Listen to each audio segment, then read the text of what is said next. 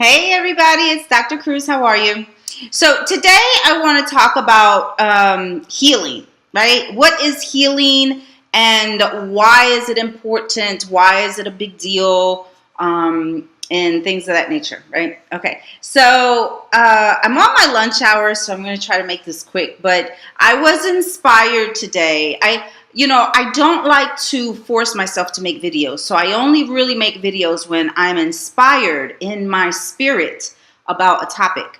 And it often comes upon me. And I talk about that a lot with you all because I want to encourage you to get really in tune with your own spirit. Because your spirit has all the answers for you in your life. Your spirit is what is softly knocking at your mental door, saying, pay attention to me. I'm trying to tell you something. Okay? And so a lot of times we're either very busy or our mind has not really been trained or taught how to be introspective. Right? Many people focus outwardly most of their day, most of their life, whatever. And many people can live, I was one of them, in kind of like complete oblivion to their inner self. We have an inner self that dialogues with us. It communicates with us. And so when you're thinking about healing, I want you to consider that you can awaken from the inside, that there is a whole nother world that awaits your attention on the inside of you, right? We have everything going on outside, right? Like our work and our family and the mortgage and the rent and the car note and, meetings and politics and the hurricane, right? I mean, how many people do you think right now that don't even live in Florida are obsessed with the news either over politics or over this hurricane, right? And so many times people are so focused outwardly on other things that really don't even affect or benefit their life. I don't want to say whatsoever, but whatsoever. But you know what I mean? It's like light moons away. Yes, maybe you, for instance, when the whole Trump fiasco and the politics and the presidency and all that was going on. Listen, all you can do is vote, right? You're either going to become a congressperson or someone of influence at the White House or exercise your rights to change things in the world, or you're not. But I want to encourage you, please don't waste your life focused on that nonsense. Because there is a voice inside of you that's saying, focus on me. I'm trying to help you be happier, be healthier, become aware of some things that you're not paying attention to because your focus is on stuff that really is 10 degrees away from your influence. Okay? And you can think of it as also things that happen at work. Sometimes things happen at work and then we come home and we are affected by it for hours or days or weeks or our entire life. Like some people hate their jobs, literally hate their jobs. I was one of them, right? I speak from experience. When I talk about stuff, usually it has to do with me or someone that I know, or as a therapist that I've come across, but it's not stuff I'm making up, right? So please believe there's people out here that really don't like their jobs. And you probably are very well aware of that, right? Or they don't like their employers or the people, their coworkers. And so that preoccupies their attention and their mindset, and it affects their energy, and it really can cause sickness, depression, disease. It can cause a lot of things, being miserable. But we're so focused on external elements that we neglect our internal state. And that's what I implore you to explore, to become more awakened, right? So with healing, specifically for Healing Out Loud, there are different things that we can heal from, right? We can heal from damaged personal relationships. We can heal from traumatic upbringings. We can heal from our current home environment. We can heal from, again, career issues, maybe living in a place that you don't want to live. Maybe you're overweight, unhealthy. Maybe you smoke. The list can go on and on. Maybe you're just not happy and you don't know why. I spent many years unhappy, and I wasn't really even clear that I was unhappy. My life was exhibiting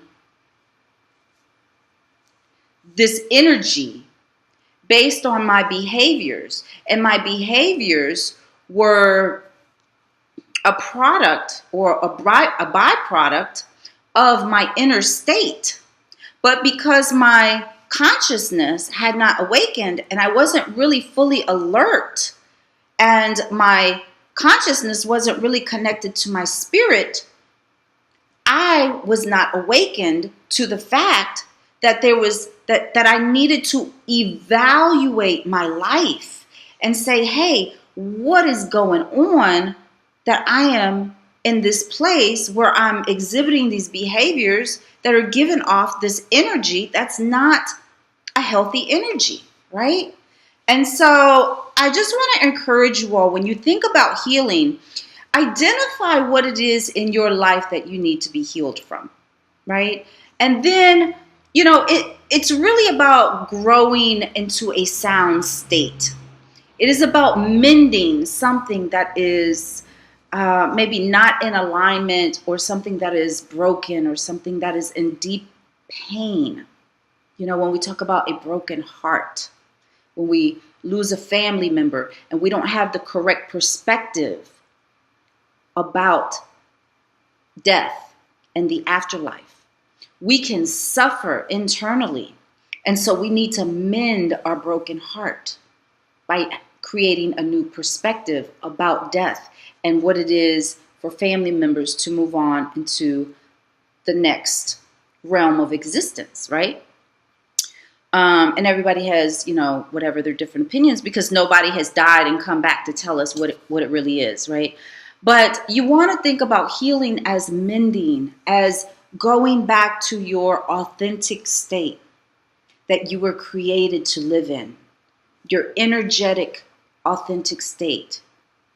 And so when, as humans, we get out of alignment based on things in our environment, our experiences, and so we end up going through pain and trauma. And if we don't understand why it's happened, we keep covering it up because we don't want to talk about it. We don't want to face it because it hurts.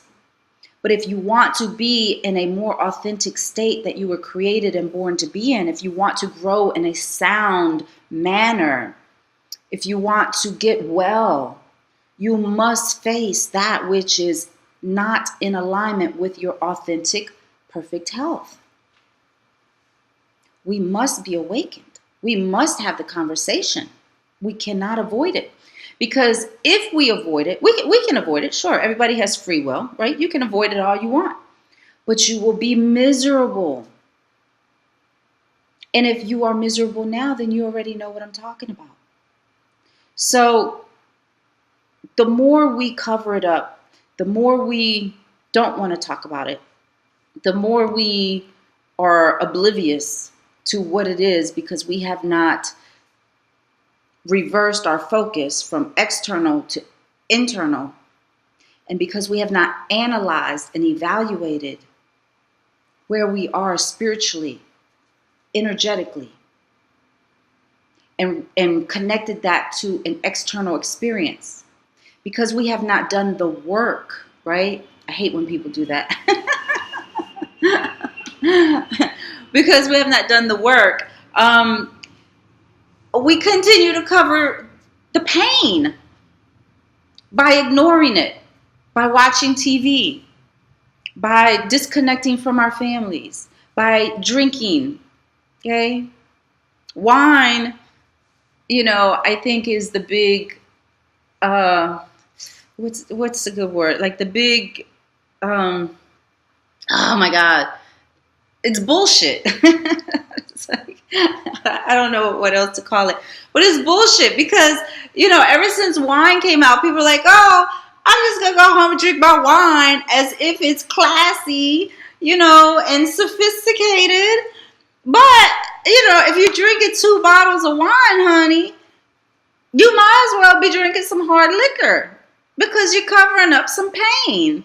You're covering up something that you're not in alignment with, something that you're not happy with. You're not in a healthy state if you're going home to drink 2 bottles of wine.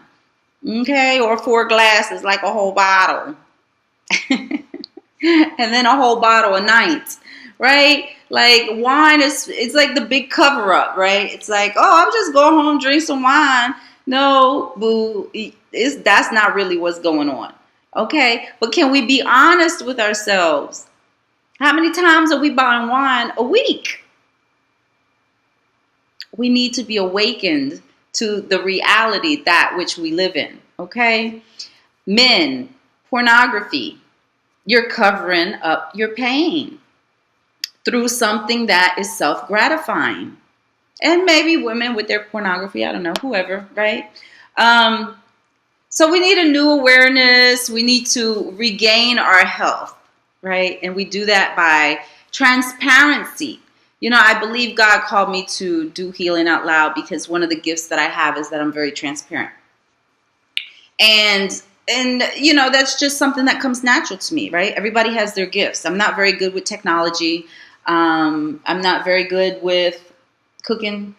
I'm not very good with raising kids.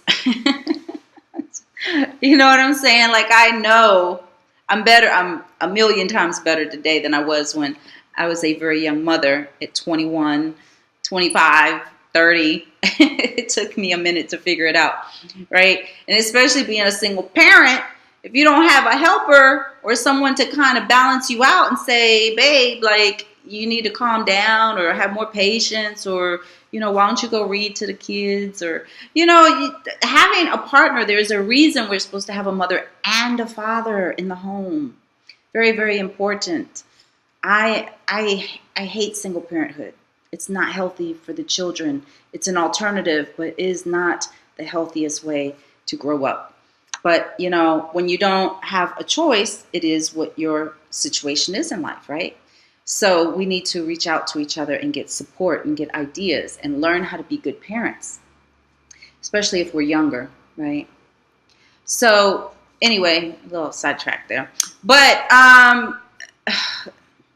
you have to become aware of what it is that is damaged or unhappy or that needs healing inside of you. I implore you, please, stop lying to yourself. Stop covering it up. Address it. Because there is a freedom.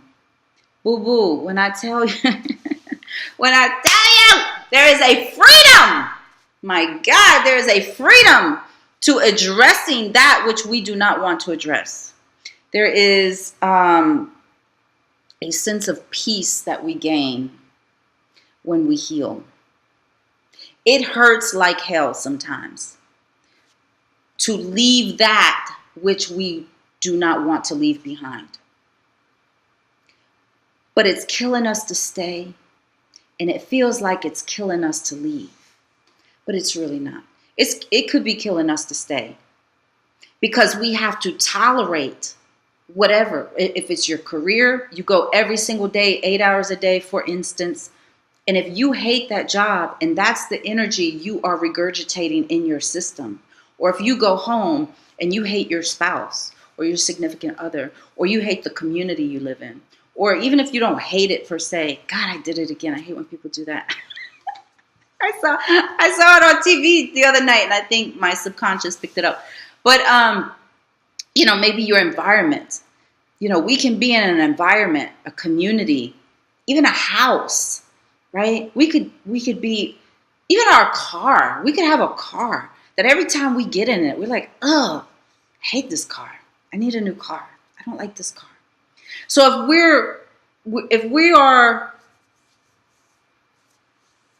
if that is the emotion that we keep replaying in our subconscious mind, in our physiology, in our energy, we are making ourselves sick to the point that, yes, we could get a disease, whether it's a mental health disease called depression, or if it's a physical disease that one day leads to heart problems or stroke or, whatever. To stay in an environment where you are not happy is literally killing you. And you need to know that. So it may be tough to exit left, but if it's in your best interest, all things considered, we can't please everybody. All things considered, if it's in your best interest to exit out of that situation, whatever situation it might be, I encourage you to become the person that can do it. You just have to do it. Okay? Stop being scared of loneliness. Stop being scared of a tough transition. Life is ever evolving. We're always changing. We're always growing. Make a plan. Reconcile what has happened in my life. How did I get here? Once you identify what it is that is making you unhappy and you need to heal from, or that has harmed you or damaged your heart or damaged your spirit, once you identify that and you explore it and you start processing it and start analyzing your options, evaluate your life. Okay, you have to evaluate your life, and you got to be honest. Stop it with the drinking until you're passing out on the couch. Stop it with, watching TV to the point where it's like, oh, I got to go to bed because I got to work tomorrow. You're wasting your life there, miserable. And I'm here to tell you, I have endured. I will tell you over and over, I have endured. There's always somebody with a worse story. So I'm not trying to say my story is the worst story. It's not a competition, right? But it's my experience.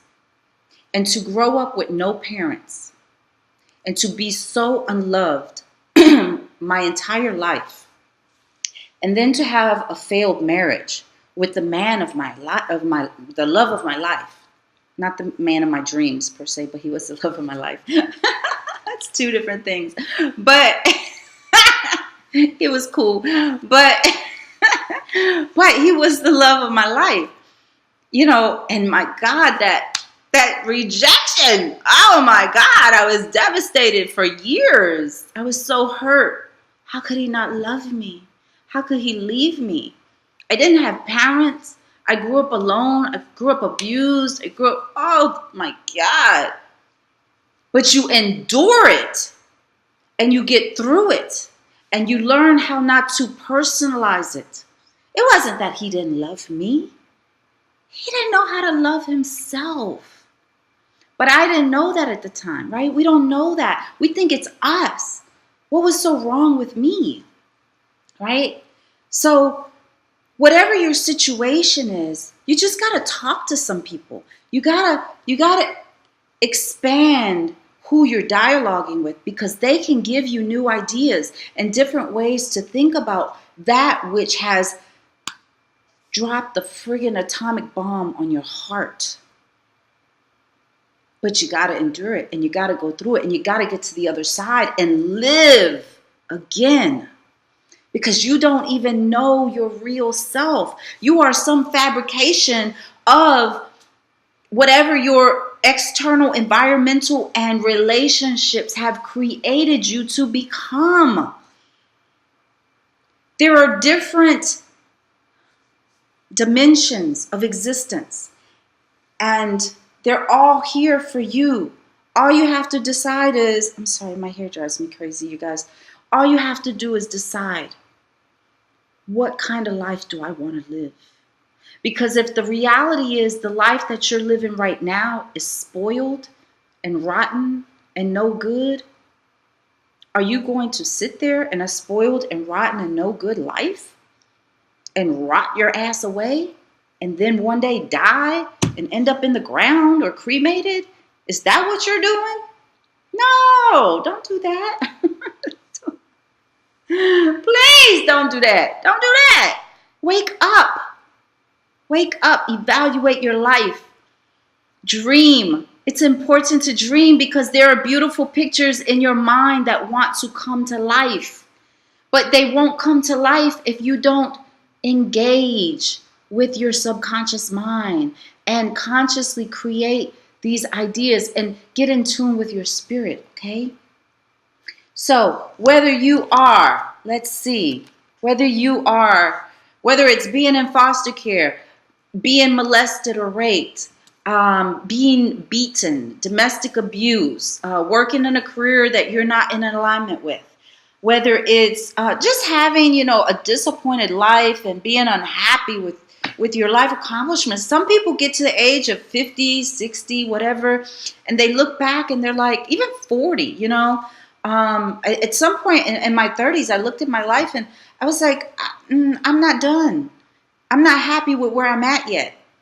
But I had the spirit and the natural ability and state to move forward, right? Maybe the military taught me that, right? Maybe it's innate in me. I don't know. But if it's in me, it can be in you. It's a mentality, right? You can adopt it.